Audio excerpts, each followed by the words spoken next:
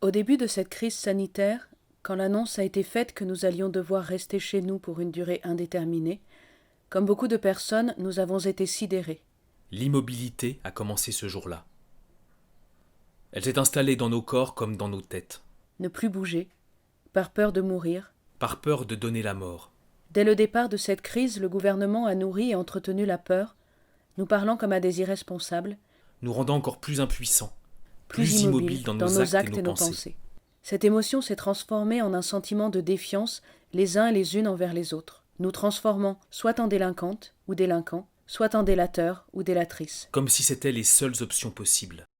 À la suite de l'annonce du confinement, Pris de panique à l'idée d'être isolés, de voir se réduire notre liberté de déplacement, nous avons fait le choix d'imaginer d'autres options, afin de rester en mouvement. nous avons fait un cercle de confinement entre deux appartements distants d'1 kilomètre, L'un abritant une personne seule, et l'autre une colocation de 4 adultes. Doucement, doucement, nous nous sommes remis en nous nous sommes mouvement. remis en mouvement. Cependant, nous avons bien senti, Même parmi nos proches, nous ne pouvions parler ouvertement de notre choix au risque d'être traités comme des irresponsables ou des délinquants, dans la veine du bourdonnement médiatique. se retrouver entre le marteau et l'enclume de la délinquance ou de la délation nous a poussé à questionner cette position intenable. Alors, sous le régime du consentement, En rétablissant les règles de souveraineté individuelle et de co-responsabilité, nous avons recommencé à agir, en organisant des répétitions des représentations dans un jardin et et des des karaokés dans dans une cour d'immeuble, Nous avons effectué en toute connaissance de cause ces déplacements et rassemblements, pour des raisons qui ne rentraient pas dans les cases mais qui étaient absolument nécessaires, pour nous, pour comme nous pour nos comme pour nos voisinages.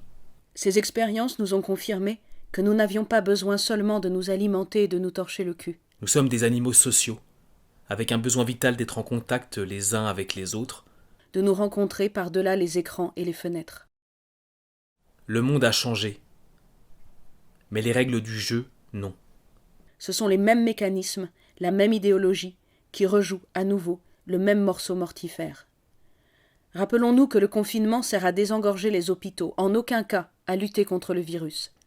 Mais le gouvernement en profite pour renforcer le contrôle social, abuser de nos solidarités, de nos engagements, à alimenter la peur. Il s'agit d'un test, à grande échelle, de nos capacités de soumission et d'obéissance. Ce n'est plus supportable. Réapproprions-nous nos capacités d'utiliser nos esprits pour éloigner le mal, comme dirait Arendt, Et accéder à la joie, comme dirait Spinoza. puisque les choses leur Puisque échappent. les choses leur échappent, Notre notre responsabilité responsabilité et notre bon sens sens seront nos armes. Puisque les choses leur Puisque les échappent, choses leur échappent, faisons des choix faisons en des choix conscience. en conscience. Puisque les choses leur échappent, Puisque les choses leur échappent, remettons-nous remettons-nous en en mouvement. mouvement.